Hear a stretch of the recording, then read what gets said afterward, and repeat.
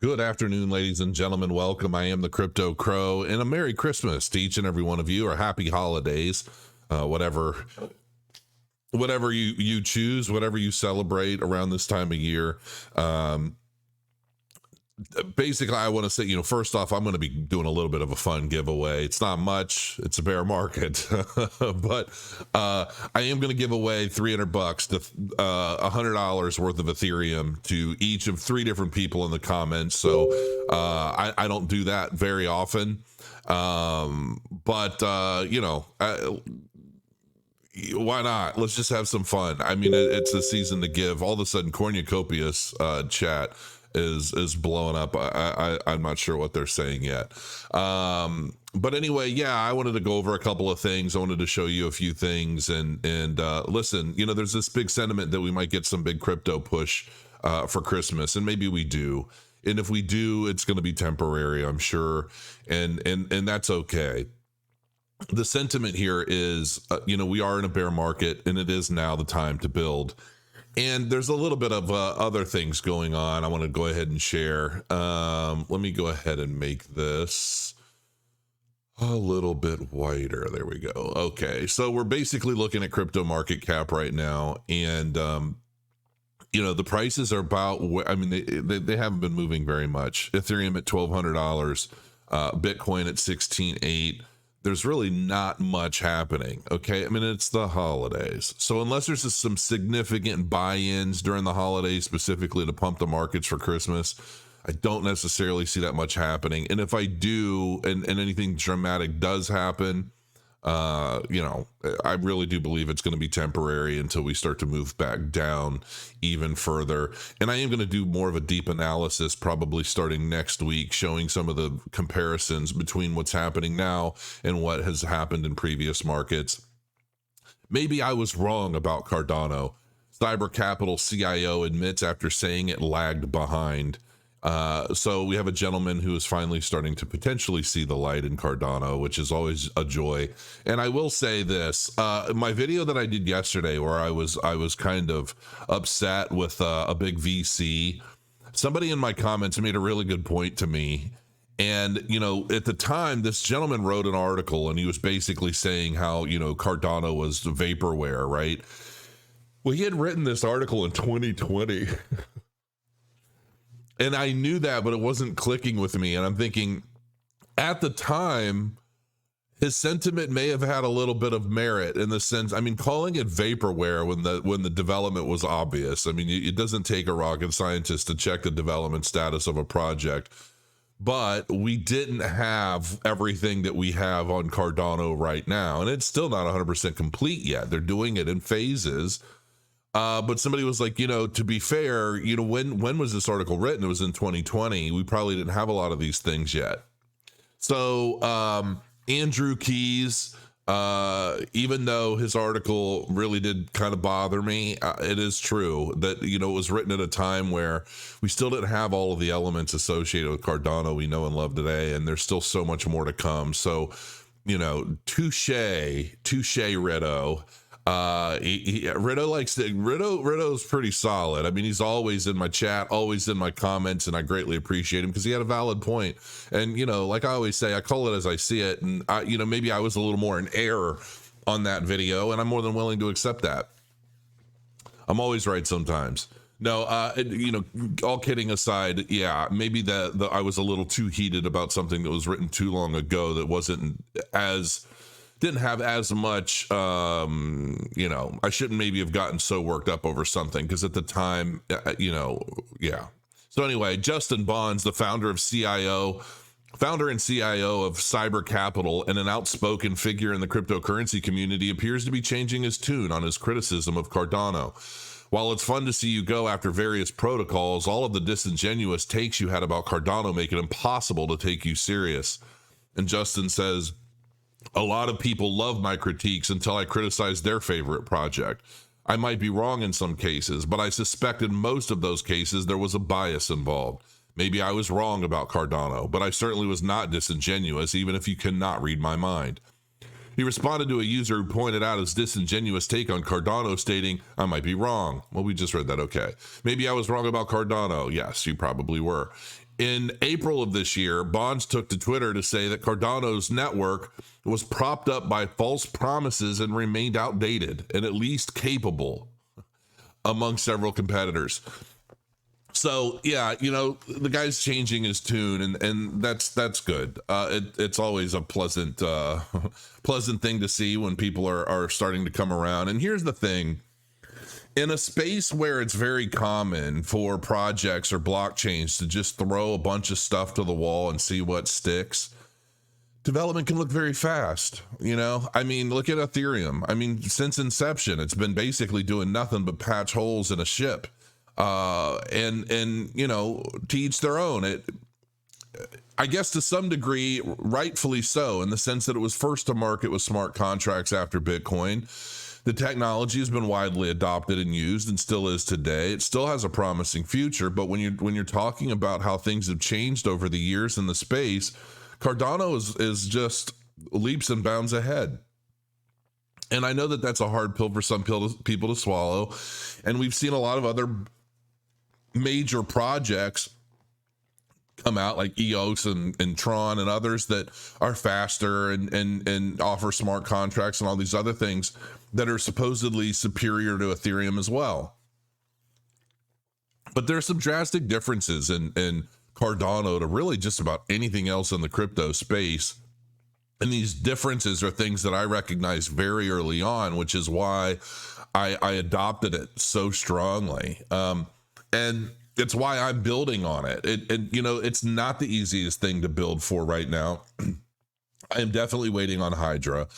I am waiting on transactional fees to get a little lower, because it's almost impossible to build anything that uses microtransactions on Cardano right now, if I'm honest. And so we're waiting for those things to be resolved, because like this is my game. I've been talking about it, but I haven't really showed anybody that much yet. But this is my my digital war game that we're working on. We've been working on this like a year now, and this has been insane. And I've begun using artificial intelligence to help me create a lot of the art for the NFTs associated with the game. And I'm going to explain it to you real quick, because I get all these questions about it, because I kind of tease things here and there. Like, what is this? It doesn't make sense. I don't understand. So basically, the way this is going to work is, if you've ever played Warhammer 40K or War Machine Hordes or any of these kind of tabletop miniatures games, the idea for Wargrim is very similar, but it's all going to be blockchain based on Cardano. And what's going to happen is these NFTs, this art here, it's going to be an NFT, and it has basic information. Okay. But ultimately what happens is, if you own this NFT, it will unlock the playable model or the playable piece within the actual game itself. And, every one of these will have a litany of different skills, abilities, weapons, things like that you'll be able to use in game. The game is based off of a point system. So each one of these models, like these are blood fiends, and these will be part of a 6 to 10 man unit within the game. So you'll have to have 6 or 10 of these NFTs to unlock enough of the models to have a full unit, and that unit will have different abilities and things.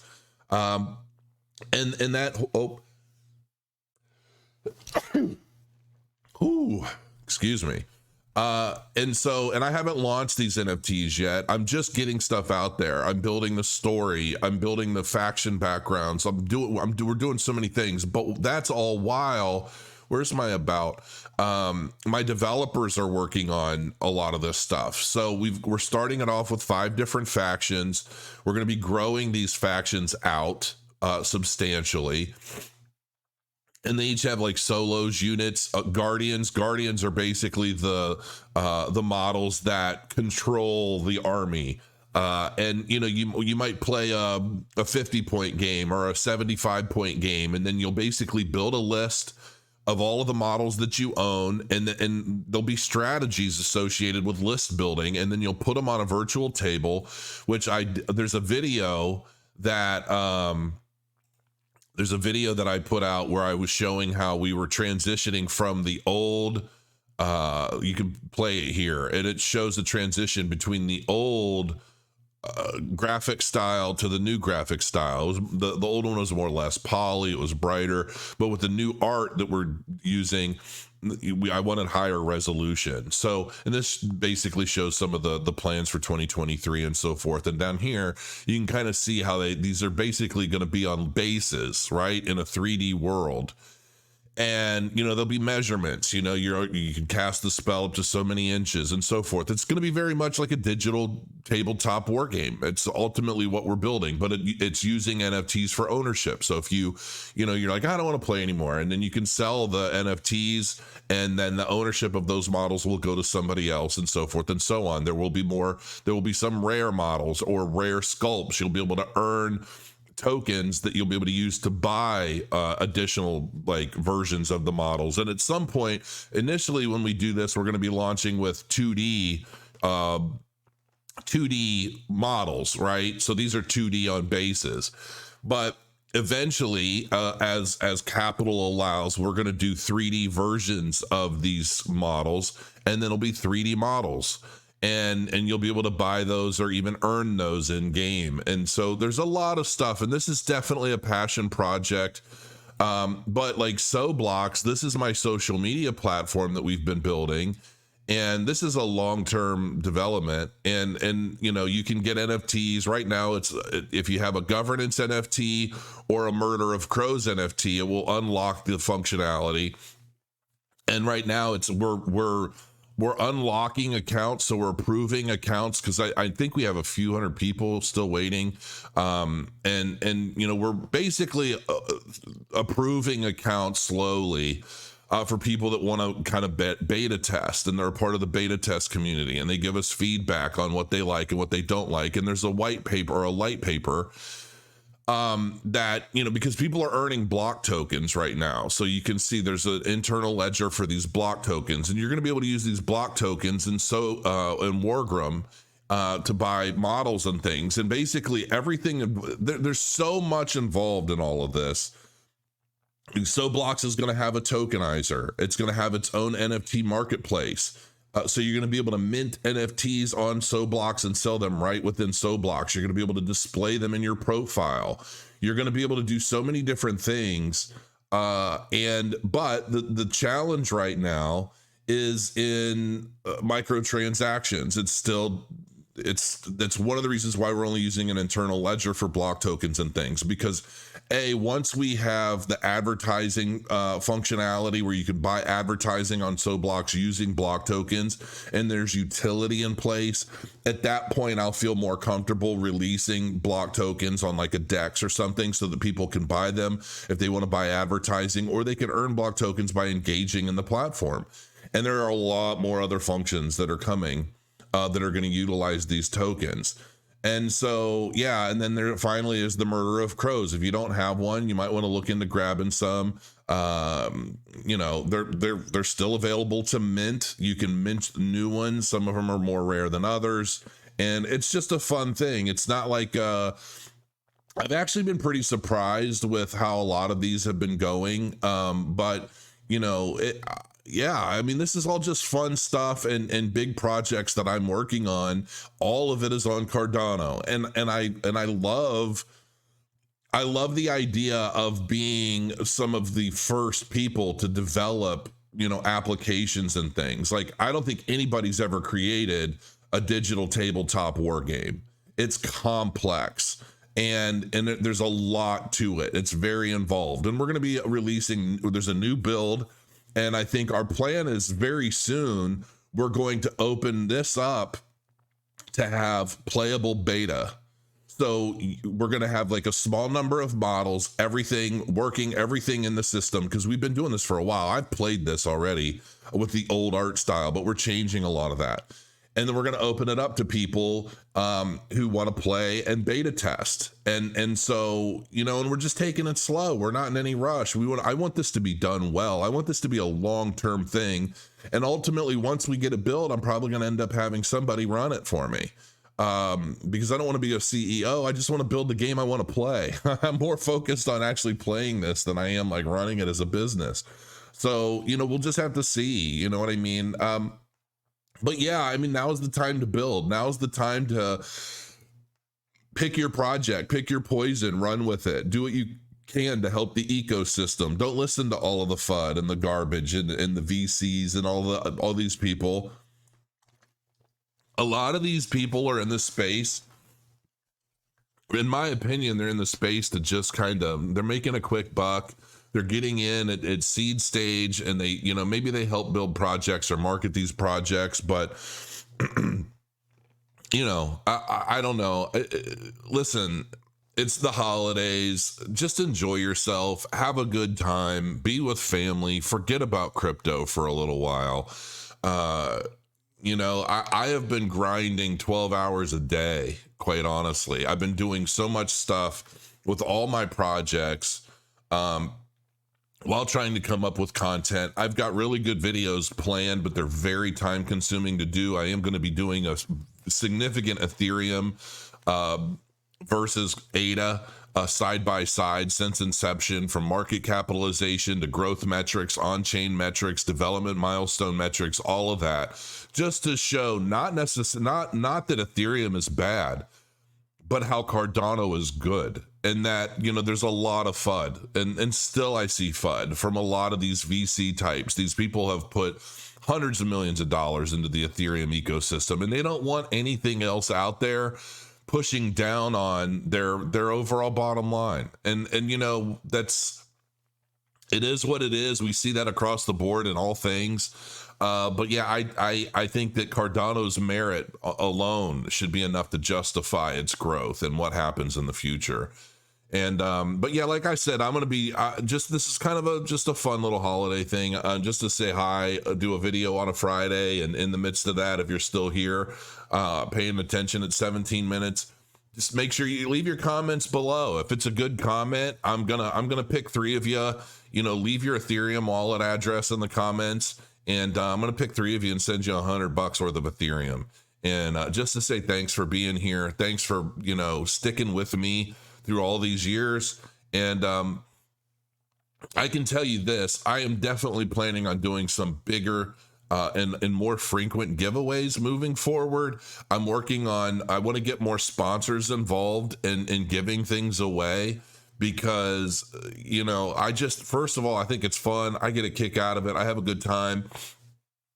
I know that a lot of people dislike him because of the BitConnect, but Trevon James is the first person, when I first got into crypto, and he used to give away, I forget what it was, like $100 or $1,000 in Bitcoin or something like that every day. It was insane. He sent me $1,000. I'm pretty sure it was $1,000 worth of Bitcoin back in the day. And I'm pretty sure, if I'm not mistaken, it was the first Bitcoin I ever got. And I was brand new, and I found him, and he was always talking about BitConnect. And you know what? Say what you want about BitConnect. It was a fun little ride at the time. Yeah, it was a total scam. But say what you will, man. Trevon James and Ian Bellina and Supo Man, Michael Supo, all 3 of these guys played a role in my involvement in crypto. And yeah, I'm vastly different than all 3 of those, and that's good. That's the point. We share what we know, we do what we can, and we try to have a good time, and we try to share the wealth, share the knowledge, share what we learn. At least that's all I try to do. Not much of a frills guy. I'm not much about flash and trash. It is what it is. But listen, I appreciate you guys, and I hope you have a very happy holidays. And wherever you are in the world, I hope you stay safe. See you through the weekend, and I will be back here on Monday. Probably not with bells on, because I think we'll all be over, but I will be here, and I'll see you soon. Grow your coins.